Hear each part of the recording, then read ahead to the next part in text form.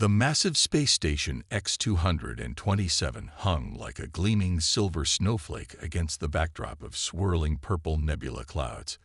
Its 6 major arms rotated slowly, generating artificial gravity for the thousands of beings who called it home. In one of these arms, behind the reinforced windows of the Galactic Medical Academy, a group of alien students pressed their faces against the glass, whispering among themselves. Is it true? They're really letting a Deathworlder join our class. Blue's translucent tentacles rippled with nervous energy, their bioluminescent spots flashing in sync with their words. Leaf, whose bark-like skin rustled as they turned, nodded slowly. The admission board approved it last cycle. They say humans have unique insights into trauma medicine. Well, they would. Spark crackled, their energy form flickering with amusement.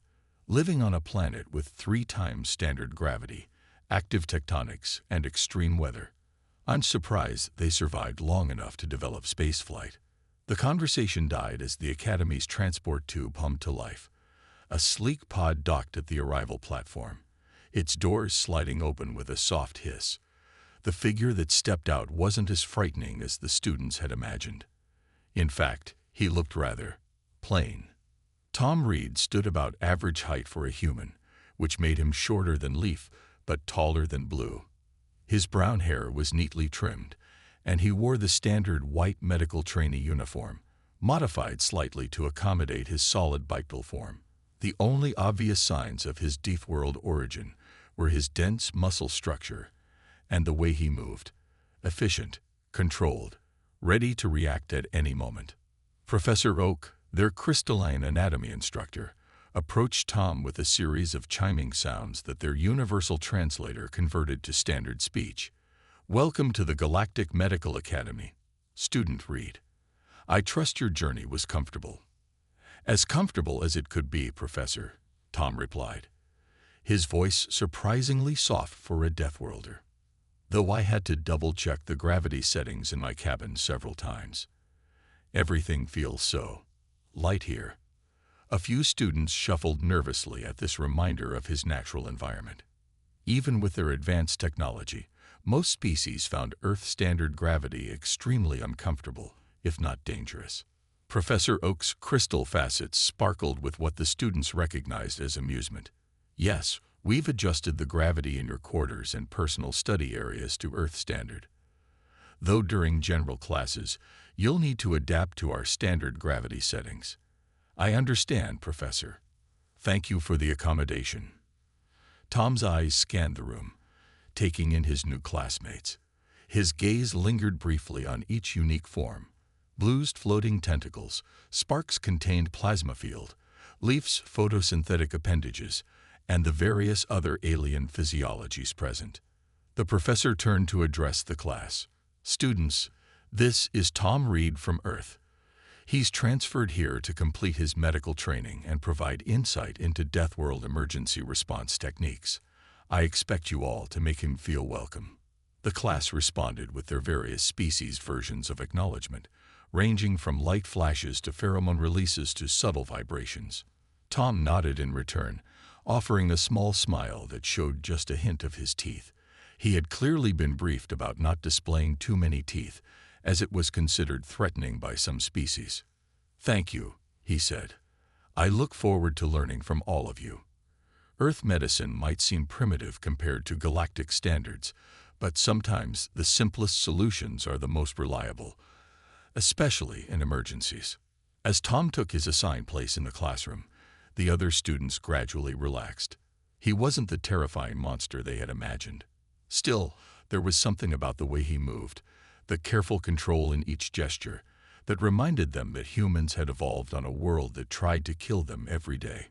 Little did they know that this primitive Deathworlder would soon show them just how valuable that evolutionary heritage could be. 2 weeks into the semester, Tom sat in the Academy's main lecture hall, his forehead creased in concentration. The holographic display showed the circulatory system of acacia species, and he was still struggling to understand how they transported nutrients without liquid blood. And so, Professor Oak's crystalline form sparkled as they lectured, The nutrient exchange occurs through controlled plasma storms within the cellular matrices. The professor paused, noting Tom's confused expression. "Student Reed, you seem troubled." Tom straightened in his chair, which had been specially reinforced to support his greater mass. "I apologize, Professor. I'm still trying to wrap my head around biology that doesn't use solid or liquid components." Spark, who had become surprisingly friendly with Tom, crackled with amusement. "That's rich coming from someone whose species carries around pools of iron-rich liquid inside their bodies." The class rippled with their various forms of laughter, but it wasn't unkind. They had grown used to these cultural exchanges, finding them more fascinating than alien. "Actually," Professor Oak chimed, their facets glowing with interest, "this brings up an excellent point for discussion. Student Reed, could you explain how humans handle circulation failure in emergency situations?" Tom stood, his movements careful in the lighter gravity. "Well, when a human heart stops, we use something called CPR, cardiopulmonary resuscitation. It's basically manually pumping the heart and breathing for the patient until professional help arrives." The classroom fell silent. Blue's tentacles froze mid-wave. "You physically compressed their chest cavity. Without machinery?" "Yes." Tom nodded. "You have to break the ribcage sometimes to do it properly. But it's better than letting them die." A chorus of horrified gasps and shocked color changes swept through the room. Leaf sleeves curled slightly inward, and the patient survives this trauma more often than you'd think, Tom replied.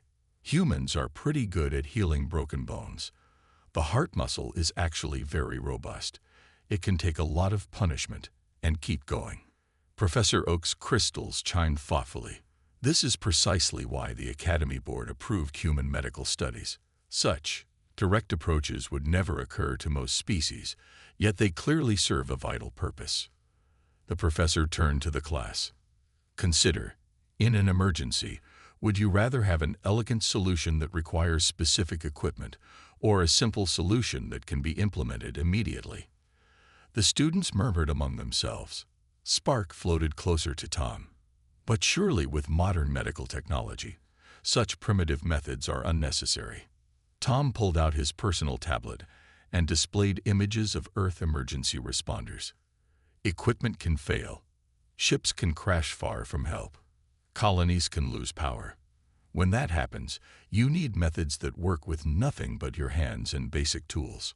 The class gathered around his tablet, their previous squeamishness forgotten in their curiosity.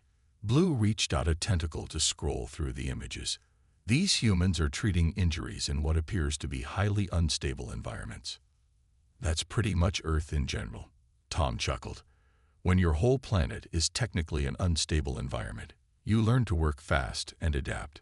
Professor Oak cleared their throat with a crystalline ring. "Which brings us to our next topic, emergency response in varying gravity conditions. Student Reed, would you share how Earth's different gravity zones affect medical treatment?" Tom spent the next 20 minutes explaining how Earth's gravity changed medical procedures from space stations to deep-sea facilities. The other students took rapid notes, particularly impressed by how humans had developed techniques that worked even when equipment failed. As the class ended, Professor Oak held Tom back. "Excellent work today, student. Your perspective is already challenging many of our standard assumptions about emergency care." Tom smiled. "Thank you, Professor. Though I'm still struggling with some of the more advanced xenobiology concepts." "You'll get there." The professor's crystals glowed warmly. "Meanwhile, I've scheduled you to lead a practical demonstration next week. Something about human first aid techniques." "I'd be happy to," Tom replied, not knowing that this demonstration would prove far more crucial than anyone expected. The day of Tom's first aid demonstration started like any other on Station X-227. Students filed into the practical training room, their various forms shifting and floating as they found their places. The room's walls gleamed with medical displays and emergency equipment, all powered by the station's main reactor. Tom stood at the front, setting up some basic Earth medical supplies he'd brought. Bandages, splints, and a CPR dummy. Blue and Spark had volunteered to help with the demonstration, their curiosity about human methods overcoming their initial fears. Today we'll cover basic trauma response. Tom began, but he never finished his sentence. The station's lights flickered. A deep rumble vibrated through the walls. Then, without warning, the artificial gravity went haywire. 1 second, everything was floating. The next, gravity shifted sideways, then tripled in strength. Equipment flew across the room. Students who had been floating peacefully suddenly slammed into walls and each other. Those not adapted to rapid pressure changes began to panic. But Tom was different. His body, evolved on Earth with its crushing gravity and constant disasters, reacted instantly. As the gravity shifted again, he pushed off the wall, using the changing forces to guide his movement. Where others saw chaos, he saw physics in action. "Everyone stay calm." His voice cut through the panic. "Blue, are you hurt?" The aquatic student had been thrown against a cabinet, their tentacles tangled in loose equipment. "My support field is failing," Blue gurgled, their water containment bubble showing cracks. The gravity shifted again, but Tom was ready. He pushed off a secure handhold, grabbing a roll of waterproof emergency tape from his kit as he moved. With practiced ease, he reached Blue and began sealing the cracks in their containment field. "Spark, can you still move?" Tom called out while working. The energy being flickered weakly from where they were trapped in a corner. "My containment unit is damaged. I'm losing cohesion." "Hold on." Tom finished with Blue and looked around quickly. He spotted an emergency power cell on the wall. In the constantly shifting gravity, he made his way there, movements precise and controlled despite the chaos. Leaf, who had wedged their root-like appendages into the floor grating, called out in alarm. "Tom, the gravity's about to." The warning came just as the artificial gravity completely failed, then surged to 4 times normal strength. Most of the alien students were pinned down, their bodies not designed for such forces. But Tom gritted his teeth and kept moving. He reached the power cell, and with strength that amazed his classmates, ripped it from the wall. The gravity shifted again as he made his way to Spark, but he adjusted his movements with each change, using the forces to his advantage rather than fighting them. Here, he connected the power cell to Spark's containment unit. "This should help stabilize you until we get main power back." Around the room, other students were injured or trapped. Some of the crystalline species had developed stress fractures. The gaseous beings were struggling with pressure differences. Even the plant-based students like Leaf were showing signs of strain. Tom's voice remained steady as he took charge. "Everyone who can still move, help me secure the others. Blue, your tentacles can still reach. Start passing out the emergency breathers from that wall unit. Leaf, can you extend your vines to help stabilize the crystalline students?" As he worked, the alien students watched in amazement. What they had dismissed as a primitive Deathworlder was now moving confidently through conditions that had completely incapacitated their more advanced bodies. The station's emergency alarms finally began blaring, but Tom was already organizing the mobile students into response teams, treating injuries and securing loose equipment. His primitive first aid supplies, which had seemed so basic earlier, were proving more reliable than the malfunctioning advanced medical equipment. "Medical emergency teams are on their way," he announced, securing another injured student. "But we got more work to do before they get here." The gravity fluctuated again, and Tom allowed himself a grim smile. Just another day for a human used to surviving on a death world. With the gravity still fluctuating wildly, Tom moved through the chaos like a dancer, his feet barely touching the ground between gravity shifts.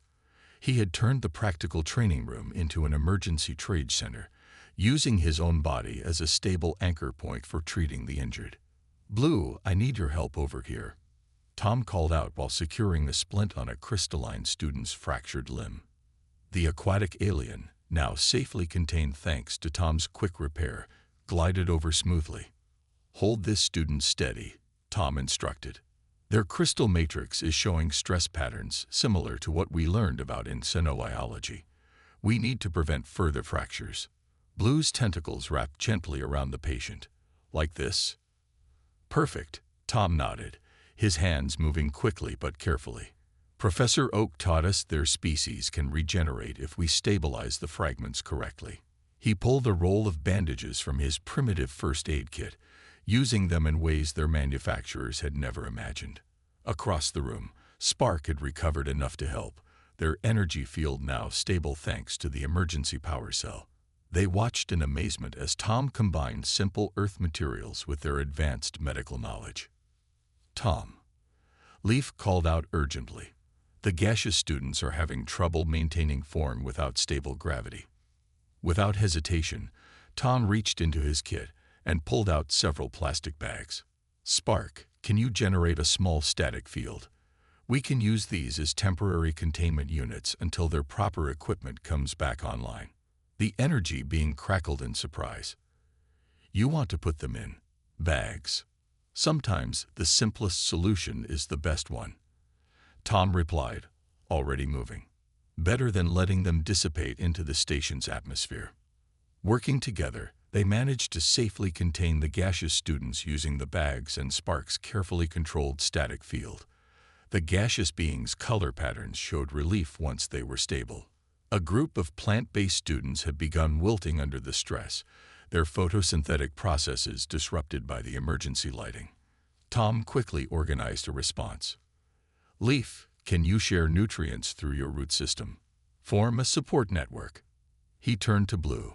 We need to keep them hydrated. Can your containment field spare some moisture? The aliens worked together, following Tom's instructions without question now. They had seen enough to trust his judgment, no matter how unusual his method seemed. When one of the crystalline students suddenly stopped reflecting light, their equivalent of losing consciousness, Tom demonstrated CPR adapted for their silicon-based biology. His strong hands found the precise points to stimulate their energy flow, while being gentle enough not to cause further fractures. Watch carefully, he told the others as he worked. This technique works on multiple species if you adjust the pressure points. No fancy equipment needed.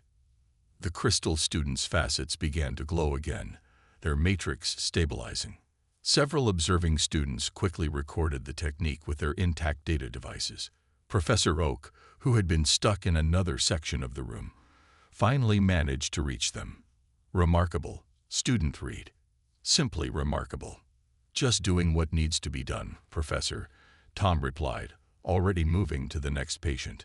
On Earth, we have a saying, improvise, adapt, overcome. It's kept us alive so far. The professor's crystals chimed thoughtfully. Perhaps we've been too dependent on our advanced technology. These backup methods of yours seem invaluable. They're not backups, Tom corrected gently, fashioning a pressure bandage from torn pieces of his own uniform. They're foundations. Everything else is just an improvement on the basics. The gravity shifted again, but now the room moved with practiced coordination, following Tom's example. What had started as a disaster had become an impromptu masterclass in emergency medicine, taught by a human who made surviving look like an art form. A week after the gravity malfunction, the practical training room had been repaired and restored to its original state. But something fundamental had changed. Where once there had been neat rows of students sitting separately by species, now the room was a mix of different beings all clustered around Tom's workspace. So you're saying humans actually practice these emergency scenarios? Blue's tentacles waved with excitement as Tom demonstrated how to make an emergency splint using everyday items. At least once every 3 months, Tom replied, wrapping a practice bandage around a simulator arm. On Earth, you never know when a natural disaster might hit, or when you'll be the first person at an accident scene. Spark hovered closer, their energy field pulsing with curiosity. But isn't it frightening, living in constant preparation for disaster? Tom thought for a moment while adjusting the splint. Not really. It's actually comforting. Knowing you can handle an emergency makes you feel more secure, not less. The alien students exchanged looks of dawning understanding. What they had initially seen as paranoid preparation now seemed like practical wisdom. "Could you show us that chest compression technique again?" Leaf asked, their branches swaying gently. "The one you used on the crystalline students." "Sure," Tom agreed, moving to the practice dummy. "But remember, you need to adjust the pressure points for different species. Here, let me show you the variations." As Tom demonstrated CPR modifications for various alien physiologies, Professor Oak watched from the doorway, their crystalline form reflecting the scene. The professor had never seen such enthusiastic cross-species medical training in all their years at the academy. "Student Reed," the professor chimed, entering the room. "The medical board has reviewed your emergency response techniques. They're particularly interested in your, what did you call it? Field medicine." "Yes, Professor." Tom nodded, helping Blue position their tentacles for proper compression technique. "On Earth, we train everyone in basic first aid, not just medical professionals. The more people who know these skills, the more lives we can save." The professor's facets sparkled with interest. "A fascinating approach. The board has requested that you prepare a formal presentation on Earth's emergency medical training systems." The alien students immediately began chattering excitedly in their various languages and communication methods. The universal translators struggled to keep up with their overlapping questions. "Will you teach us human triage systems? Can we learn about Earth's disaster response protocols? How do you handle multiple casualties without advanced tech?" Tom held up his hands, smiling. "One thing at a time. First, let's master the basics. In emergency medicine, a solid foundation saves more lives than advanced technology. But our medical systems are far more sophisticated," a crystalline student pointed out, though their tone was curious rather than dismissive. "Sophisticated is good," Tom agreed, pulling out his worn first aid kit. "But sophisticated systems can fail. When that happens, you need methods that work with whatever you have on hand." He emptied the kit onto a table. "Today, I'll show you how to use simple tools in creative ways." The students gathered around, their earlier squeamishness about primitive methods completely forgotten. Even the gaseous beings, usually distant from physical training, moved closer to observe. "Professor," Blue called out, their bioluminescence bright with enthusiasm, "could we establish a regular emergency response training session? Not just for medical students, but for everyone on the station." Professor Oak's crystals chimed thoughtfully. "That is an excellent suggestion. Student Reed, would you be willing to lead such sessions?" Tom looked around at his fellow students, seeing not just classmates now, but future colleagues eager to learn. "I'd be honored, Professor, though I think we should make it a proper exchange. I bet every species here has survival techniques we could all learn from." The room buzzed with excited agreement. What had started as a human teaching primitive methods had evolved into something more, a true fusion of different approaches to preserving life, transcending technological barriers and species differences. In the back of the room, a small datapad continuously recorded everything, its screen displaying the simple but profound title, "Deathworld Emergency Medicine, a New Galactic Standard." The main conference room of Station X-227 buzzed with activity. The Academy Board, consisting of the most respected medical minds from 30 different species, had gathered for a special session. Their agenda for the day, reviewing the recent gravity malfunction incident and its unexpected outcomes. Tom sat quietly in the witness chair, trying not to fidget under the scrutiny of so many alien eyes, sensory organs, and energy detection fields. Blue, Spark, and Leaf sat in the audience section, along with many other students who had been present during the emergency. The board chair, a towering being made of shifting magnetic fields, spoke first. "Student Tom Reed, we have reviewed the incident recordings and witness statements from the gravity malfunction event. What we observed was unprecedented." Tom straightened in his chair, consciously keeping his movements slow and non-threatening. "I only did what any human emergency responder would do." Chair being. "Precisely the point," Professor Oak chimed in from their position among the board members. What you consider standard procedure, we consider revolutionary.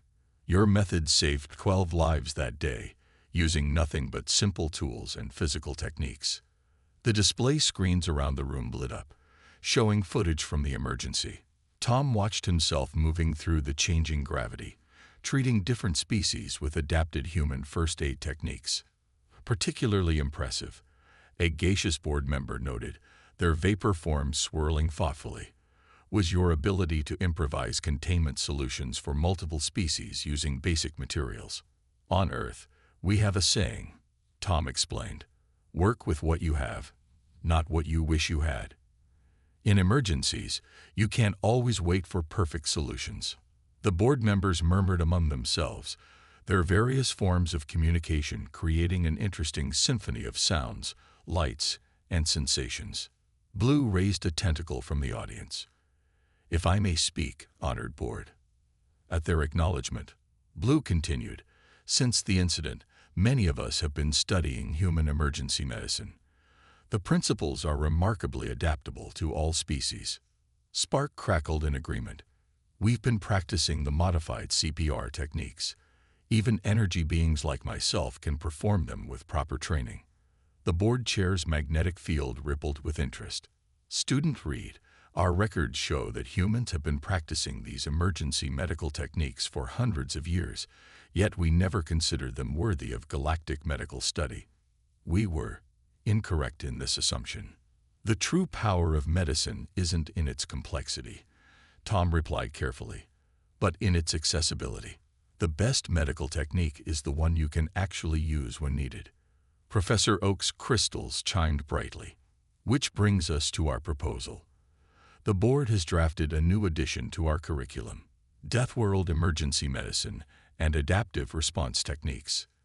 The screens changed to show a comprehensive course outline, combining human first aid principles with adaptations for various alien physiologies. Furthermore, the board chair continued, we are establishing a new emergency response protocol for all galactic medical facilities, incorporating human survival techniques as standard procedure. Tom blinked in surprise. He had expected some recognition of human methods, but not this level of acceptance. Your species' constant preparation for disaster. A plant-based board member rustled, which we once saw as primitive paranoia, is actually an invaluable medical philosophy. Sometimes, the harshest environments produce the most practical solutions. We would like you, Student Reed, Professor Oak announced, to assist in developing this new curriculum. Your practical experience will be essential in adapting these techniques for galactic use. The room erupted in various forms of approval, flashing lights, chemical signals, electromagnetic pulses, and even traditional applause from those with solid forms. As Tom looked around the room, he saw not just acceptance of human methods, but genuine enthusiasm for learning them. His primitive first aid techniques were about to become the foundation for a new era in galactic emergency medicine. I would be honored, he said simply while in the audience. His classmates began eagerly discussing how to combine their species' unique abilities with these new human techniques. The Deathworlder's primitive survival skills were about to change galactic medicine forever. 6 months after the gravity malfunction, Station X-227's main auditorium was filled to capacity. Students from all corners of the galaxy had gathered for the graduation ceremony, but this year was different. The usually formal event had been modified to include a special demonstration. Tom stood on the stage alongside Blue, Spark, and Leaf. Behind them, a large display showed emergency response teams across the galaxy using adapted human first aid techniques. Each team consisted of multiple species working together, combining their unique abilities with practical human methods. When Student Reed first arrived, Professor Oak addressed the audience, their crystalline form gleaming under the lights. Many questioned the wisdom of admitting a Deathworlder to our academy. Today, we celebrate not just his graduation, but the revolution he sparked in galactic emergency medicine. The screen showed footage from various space stations and colonies. In each location, beings of all species were learning human-style first aid. adapted for their unique physiologies. Thanks to the new curriculum, Blue explained to the audience, their tentacles moving gracefully as they demonstrated a modified CPR technique. Emergency response rates have improved by 300% across all participating facilities. Spark crackled with enthusiasm as they added, even energy beings like myself can now provide emergency care to solid-form species. The barriers between different types of life are breaking down. Tom watched with pride as Leaf demonstrated how they had combined traditional plant-based healing techniques with human first aid principles, creating an entirely new form of emergency response. But perhaps most importantly, Professor Oak continued, we've learned that advanced technology and basic techniques are not opposing forces, but complementary tools. The most effective medical care combines both. The display showed the contents of the new standard emergency kits being distributed throughout the galaxy. Along with advanced medical devices, each kit contained simple tools that any being could use: bandages, splints, and basic containment materials. We're also pleased to announce the board chair's magnetic field pulsed strongly, that 5 more human students have been accepted for next year's term. Additionally, 20 medical facilities across the galaxy have requested human emergency response trainers. Tom stepped forward to demonstrate a new technique he had developed, a universal rescue hold that could be used by any solid-form species to carry injured beings of any type. The audience watched intently as he showed how to modify the grip for different body types. Remember, he said, his voice clear and confident, the key to emergency medicine isn't having the most advanced technology. It's being prepared to help with whatever you have available. Blue, who had become one of the strongest advocates for human medical techniques, added, we've learned that sometimes the simplest solutions are the most reliable. My species once relied entirely on high-tech medical pods.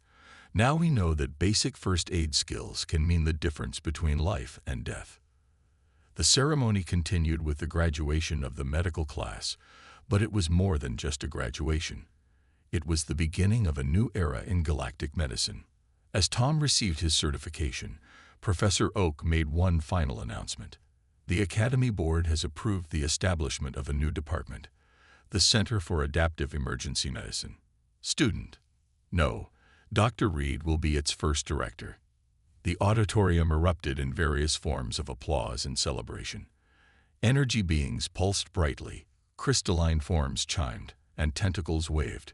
Even the gaseous beings swirled in patterns of approval. Tom looked out at his classmates, now his colleagues, and saw not different species, but fellow medical professionals united in a common goal.